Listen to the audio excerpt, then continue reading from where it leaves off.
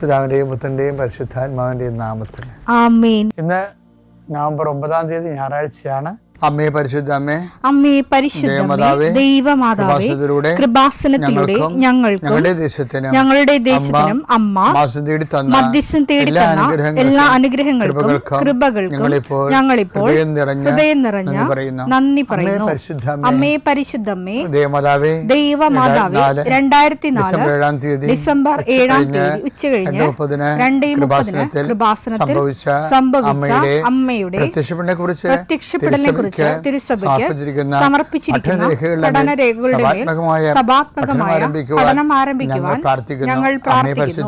അമ്മേ പരിശുദ്ധമേ, ഭൂസ്വർലോകങ്ങളുടെ രാജ്ഞിയായ അങ്ങേയ്ക്ക് ഭൗമസംരക്ഷണത്തിനായി പ്രപഞ്ചപ്രകൃതിയെ തന്നെ തിരുസഭ പ്രതിഷ്ഠിക്കുവാൻ ഈ പ്രത്യക്ഷീകരണം വഴി ഇടയാക്കണമേ. പരിശുദ്ധമേ, ജപമാല മാതാവേ, സകല കൃപാസനം പ്രാർത്ഥനയോടും ചേർത്ത് ഞങ്ങളിപ്പോൾ പ്രാർത്ഥിക്കുന്ന ഈ കുടുംബത്തിന്റെ പ്രത്യേക നിയോഗം പറ മക്കളെ.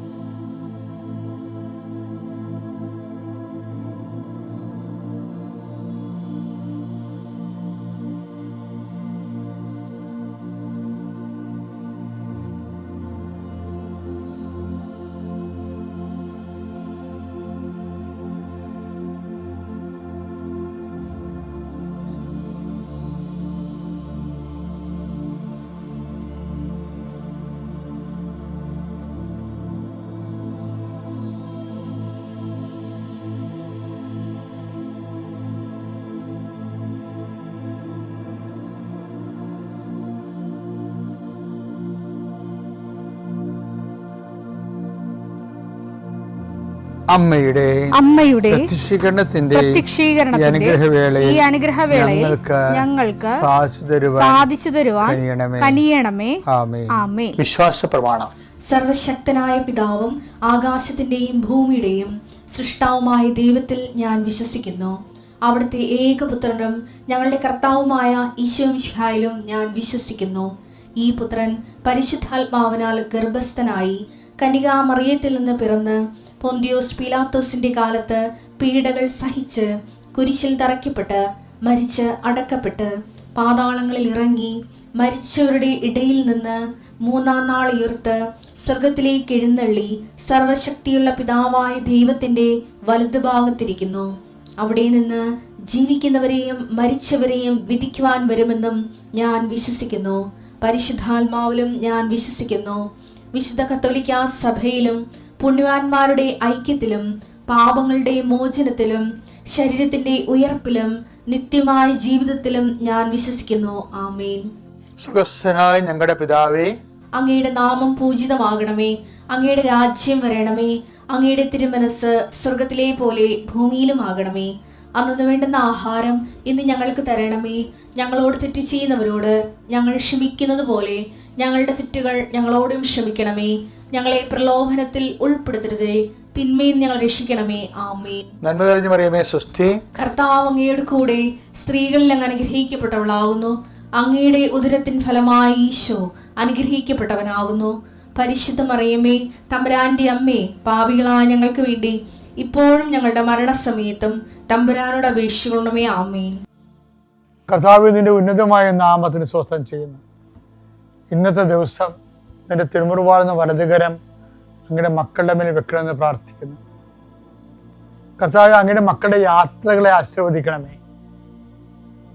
കർത്താവെ, ഉറ്റവരും ഉടയവരും വഴക്കിട്ട് മാറിയതിൻ്റെ പേരിൽ വെറുമ അനുഭവിക്കുന്നവരെ,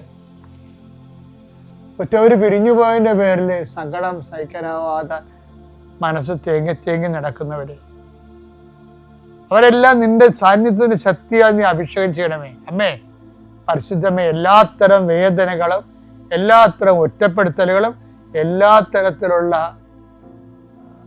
വേദന അനുഭവിച്ചിട്ടുള്ള ആളാണമ്മ. അമ്മയെ അതെല്ലാം അതിജീവിക്കാൻ സഹായിച്ച വിഷയത്തിൻ്റെ മേല് ദൈവത്തിൻ്റെ അതേ കൃപ നിങ്ങളെ അനുഗ്രഹിക്കട്ടെ. വിദ്യാർത്ഥികളെ അച്ഛൻ ഈശോയ്ക്ക് സമർപ്പിക്കുന്നു. നിങ്ങളുടെ പ്രോജക്റ്റുകളെ സമർപ്പിക്കുന്നു. നിങ്ങളുടെ PhD തീസിന് സമർപ്പിക്കുന്നു. നിങ്ങളുടെ ഓരോരോ പരീക്ഷകളും അതിൻ്റെ അസൈൻമെൻറ്റുകൾ സമർപ്പിക്കുന്നു. എഴുതാൻ കഴിയാത്തവർ, എഴുത്തിടക്ക് നിന്നുപോയവർ, മുന്നോട്ട് പോയിട്ട് ഇത് പഠിച്ചിട്ട് എന്ത് പ്രയോജനമെന്ന് തെറ്റായ ബോധ്യങ്ങൾ നൽകിക്കൊണ്ട് പഠനം നശിപ്പിച്ചിരിക്കുന്നവരുണ്ട്. അതിനെല്ലാം അതിജീവിച്ചുകൊണ്ട് എൻ്റെ മക്കൾ കണ്ടിന്യൂ ചെയ്താൽ ഇടക്കിട്ട് കളയരുത്, മുന്നോട്ട് പോകാൻ പറയാൻ കാര്യം കർത്താവാണ് നമുക്ക് ആഹാരം തരണത്, അല്ലാതെ നമ്മുടെ ജീവിതം വിലയിരുത്തുന്ന ആൾക്കാരല്ല. കർത്താവ് നിങ്ങൾക്ക് വേണ്ടി യുദ്ധം ചെയ്യുമെന്ന് പറഞ്ഞ ഒറ്റ വചനം കൊണ്ട് ഇന്ത്യയെ വിജയകരമണിയിച്ച ഒരു ശ്രീരത്നത്തെ നമ്മൾ കണ്ടതാണ് ഈ ദിവസങ്ങളിൽ. ആ കർത്താവ് നിന്റെ ജീവിതത്തിന് വേണ്ടി യുദ്ധം ചെയ്യും. നീ ശാന്തമായി നിന്നെ ഏൽപ്പിച്ച ജോലി പൂർത്തിയാക്കുക. കർത്താവിന് ഭയങ്കര ഇഷ്ടമുള്ള കാര്യമാണ് ഏൽപ്പിച്ച ജോലി പൂർത്തിയാക്കണം. പിതാവേ, ഭൂമി ഞാൻ അങ്ങയെ മഹത്വപ്പെടുത്തി എന്നെ ഏൽപ്പിച്ച ജോലി പൂർത്തിയാക്കി. ഇടയ്ക്കിട്ടിരിക്കുന്ന എല്ലാ പ്രോജക്റ്റുകളും, എല്ലാ പദ്ധതികളും, എല്ലാ ജോലികളും, എല്ലാ പഠനങ്ങളും, എല്ലാ കോഴ്സുകളും പൂർത്തിയാക്കാൻ കർത്താവ് നിന്നെ അനുഗ്രഹിക്കട്ടെ. എൻ്റെ കർത്താവിൻ്റെ ഉന്നതമായ നാമത്തിൽ, സഭയുടെ അധികാരത്തിൽ, കുരിശിൻ്റെ അടയാളത്തിൽ സ്ഥാപനങ്ങൾ നടത്തുന്നവർ, സ്ഥാപനങ്ങളുടെ ഉത്തരവാദിത്തങ്ങൾ ഏറ്റെടുത്തിരിക്കുന്നവർ, അവിടെ നിങ്ങൾ നടത്തിക്കൊണ്ട് പോകുന്നതിന് എതിരാളികളുള്ളവർ, അത് ബിസിനസ്സാകാം, സ്കൂളാകാം, ആശുപത്രിയാകാം, മറ്റെന്തെങ്കിലും തരത്തിലുള്ള കാര്യങ്ങളാകാം, എതിരാളി നിങ്ങൾ അകപ്പെടുത്താൻ ആഗ്രഹിക്കുന്നവർ, അവരുടെ കൈയും കാലം നിർവീര്യമാകട്ടെ. ഈശോയുടെ നാമത്തിൽ പ്രാർത്ഥിക്കുന്നു. Lord Jesus Christ, pour out His Spirit, touch the fire fingers, soak with the precious blood. Lord, infuse His Spirit of power and grace. ഇന്ന് നമ്മൾ കാണാൻ പോകുന്നത് മത്തായിയുടെ സുവിശേഷം 5:9. സമാധാനം സ്ഥാപിക്കുന്നവർ ഭാഗ്യവാൻ. സമാധാനം സ്ഥാപിക്കുന്നവർ ഭാഗ്യവാന്മാർ. അവർ ദൈവപുത്രന്മാരെന്ന് വിളിക്കപ്പെടും. അവർ ദൈവപുത്രന്മാരെന്ന് വിളിക്കപ്പെടും. അപ്പോഴേ അവിടെ എന്താ വചനം? എന്നെ പ്രതി സമാധാനം സ്ഥാപിച്ചതിൻ്റെ പേരിൽ മനുഷ്യർ നിങ്ങളെ അവഹേളിക്കുകയും വേഗമായ എല്ലാത്തരം കുറ്റങ്ങൾ നിങ്ങളുടെ മേൽ ആരോപിക്കുകയും ചെയ്യുമ്പോൾ നിങ്ങൾ ഭാഗ്യവാന്മാർ. അപ്പം സമാധാനം സ്ഥാപിക്കുന്നവർ ഭാഗ്യവാന്മാരാകണത് ആ സമാധാനം ക്രിസ്തുവിന് നാമം സ്ഥാപിക്കണം. അല്ലാതെ ഒരു വീട്ടിൽ വഴക്കുണ്ടായി എന്തുമാത്രം ഇപ്പം നമ്മുടെ ഈ ഓരോരോ രാഷ്ട്രീയ പാർട്ടിക്കാരില്ലേ, എന്തുമാത്രം കുടുംബകലഹങ്ങളും വഴക്കുകളൊക്കെയാണ് പറഞ്ഞു തീർക്കുന്നത്. എന്നിട്ട് അവരുടെ പാർട്ടിയിലേക്ക് ഒരാളെ എടുക്കുകയും അവരെ കൊണ്ട് വോട്ട് ചെയ്യിക്കുകയും ജയിക്കുകയും അതിനടുത്ത് അതൊക്കെ ഒരു പൊളിറ്റിക്കൽ പ്രൊസീജിയേഴ്സാണ്. അങ്ങനെ ഒരു വിഷയത്തിനല്ല ഈശോ പറയണത്. അവിടെ എല്ലാം ക്രിസ്തുവിനെ പ്രതി, ക്രിസ്തുവിൻ്റെ വചനം നടപ്പിലാകുന്നതിൻ്റെ പേരിൽ ഈ സമാധാനം എന്ന് പറഞ്ഞ ആരാണ് ശരിക്കും പറഞ്ഞാൽ? ഒരു സമാധാനമേ ഉള്ളൂ. ആരാണത്? ക്രിസ്തുവാണ് സമാധാനം. ക്രിസ്തുവാണ് സമാധാനം. സമാധാനം സ്ഥാപിക്കുക എന്ന് വെച്ചാൽ ക്രിസ്തുവിനെ ഓരോ ഹൃദയങ്ങളിൽ സ്ഥാപിക്കുകയാണ്. നാഥനും രക്ഷകനുമായിട്ട്, കർത്താവും നാഥനും രക്ഷകനുമായിട്ട് മനുഷ്യ ഹൃദയങ്ങളിൽ ക്രിസ്തുവിനെ സ്ഥാപിക്കുക. അതിനാ സമാധാനം സ്ഥാപിക്കുക എന്ന് പറയുന്നത്. അവർ ഭാഗ്യവാന്മാരാണ്. അല്ലാതെ വഴക്ക് പറഞ്ഞു തീർക്കണം മാത്രമല്ല, അടിസ്ഥാനപരമായി ഞാനെന്ത് ഇങ്ങനെ പറയാൻ കാരണം വെച്ച് കഴിഞ്ഞാൽ ഈ സകല വിശുദ്ധന്മാരും തിരുനാളിൽ വെളുപ്പിനെ കർത്താവ് പറഞ്ഞ കാര്യങ്ങളാണ് ഇതൊക്കെ. എന്താണ്? എന്നെ പ്രതി. അതെല്ലാത്തിൻ്റെയും കൂടെ അത് ചേർക്കാൻ പറഞ്ഞു, എന്നെ പ്രതി.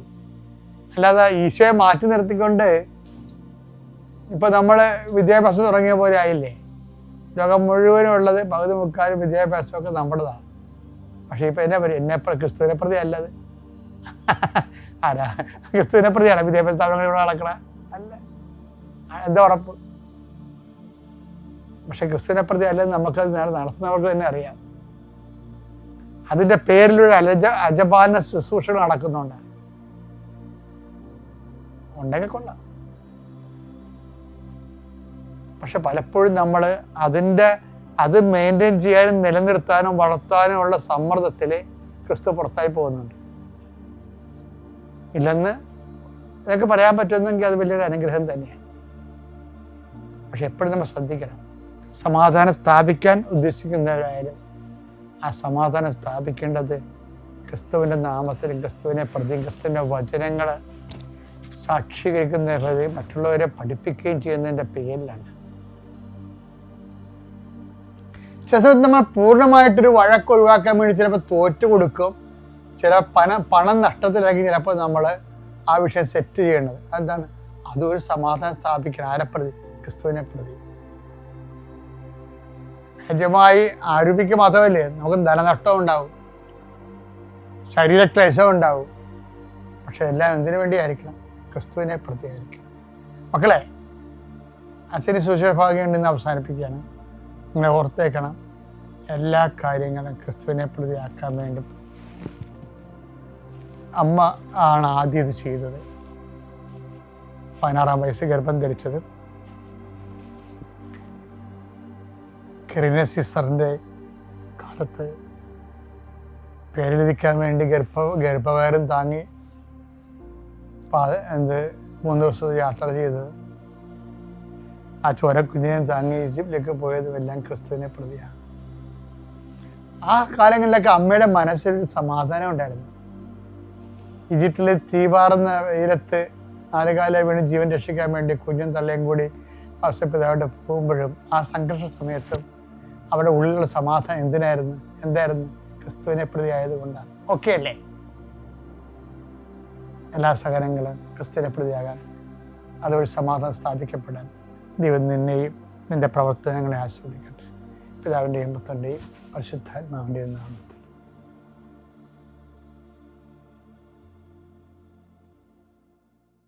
അത്യപൂർവ ദൈവാനുഭവങ്ങൾ ഇനി നിങ്ങൾക്കും സ്വന്തം.